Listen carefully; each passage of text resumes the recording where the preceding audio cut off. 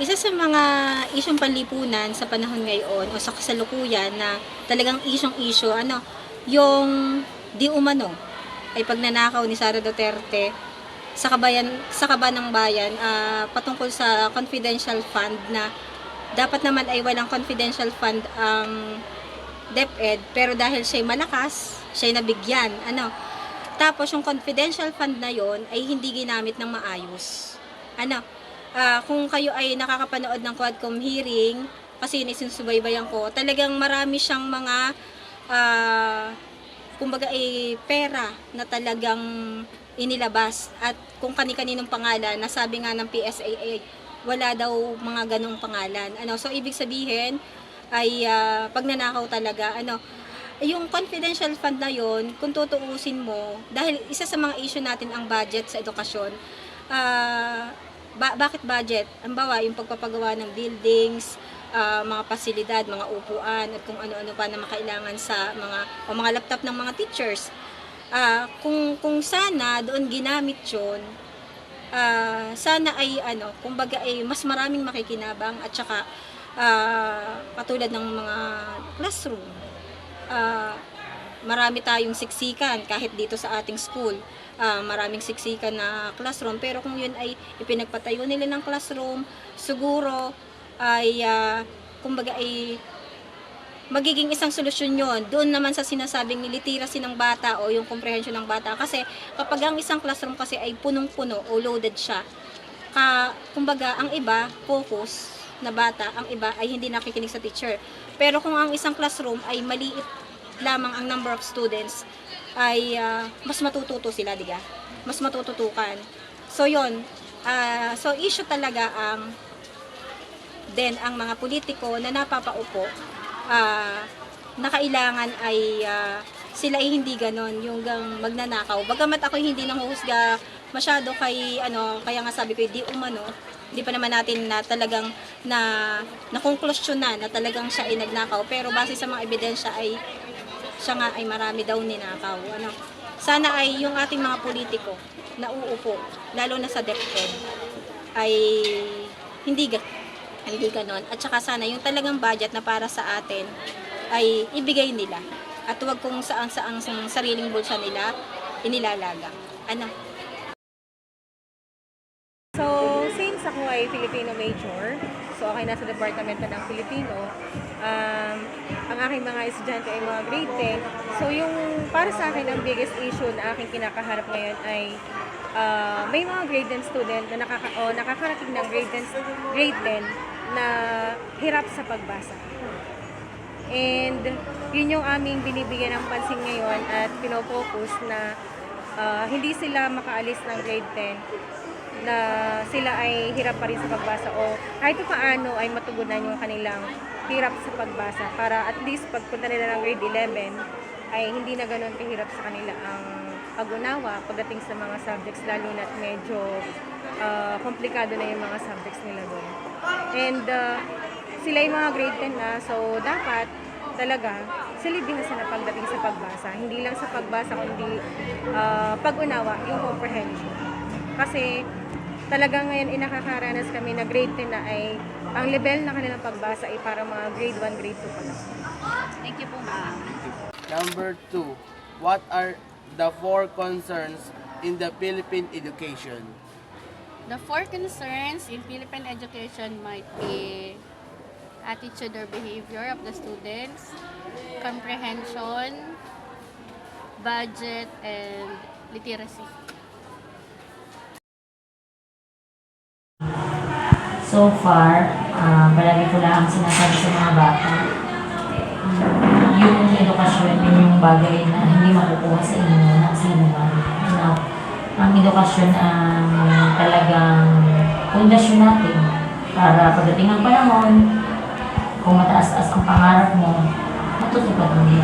Kasi oo nga, ikaw ay ang simpleng kahit tricycle driver, kung naman iuunla din, o kaya ikaw ay kakain din.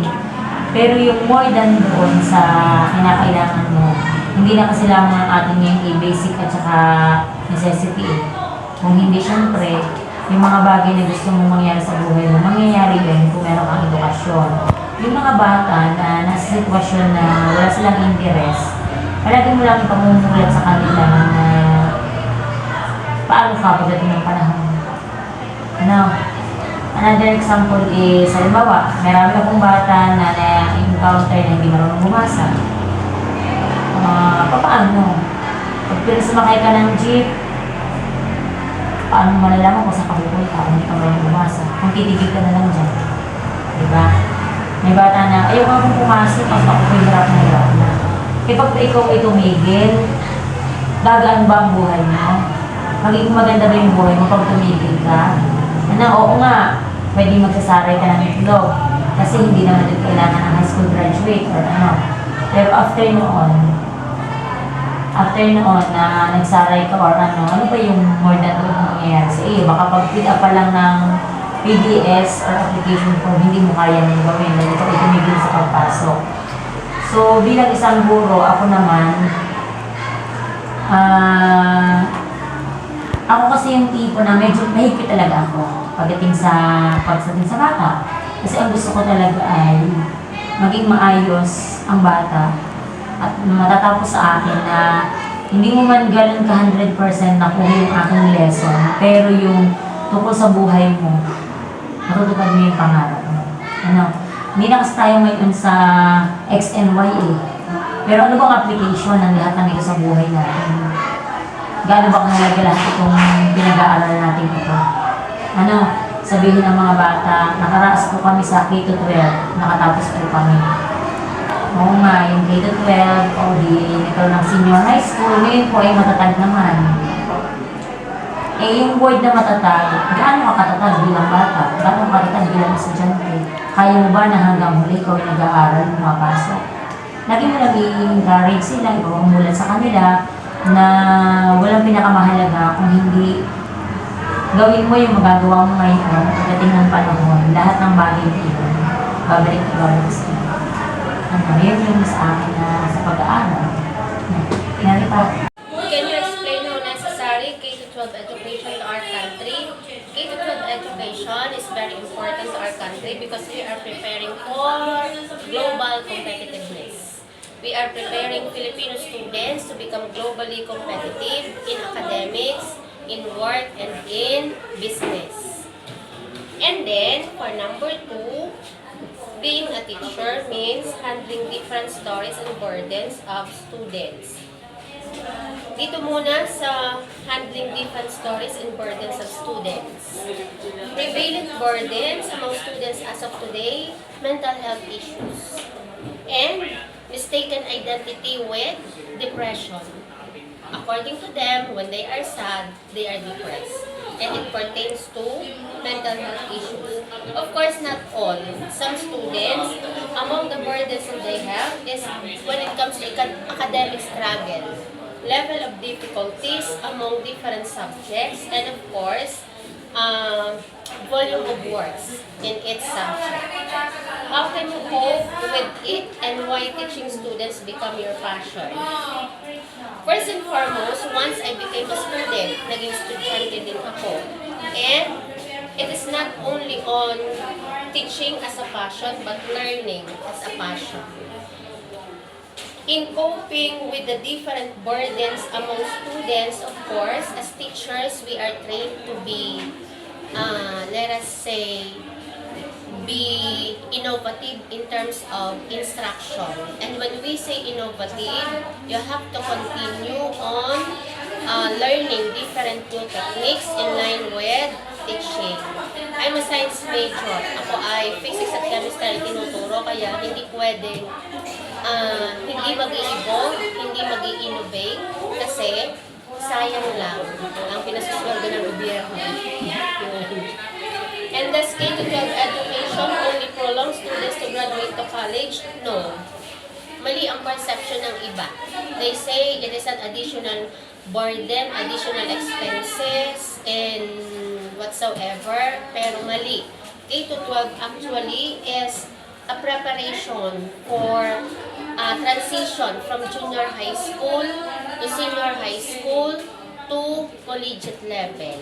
And actually, the subjects that we have in senior high school are all subjects that serves as preview. Parang yun yung panimula para sa kukuhanin sa college. Example, ang mga nasa STEM, they have subjects in mathematics and in science by which mismo yung graduate ng K-12 under STEM ang nagsasabi, malaki ang naiitulong ng mga subjects sa senior high school nung sila ay tumuntungan ng college, particularly ang mga pumupunta sa engineering, medical courses, and other related courses. But of course, lahat ng strand, ganun din naman.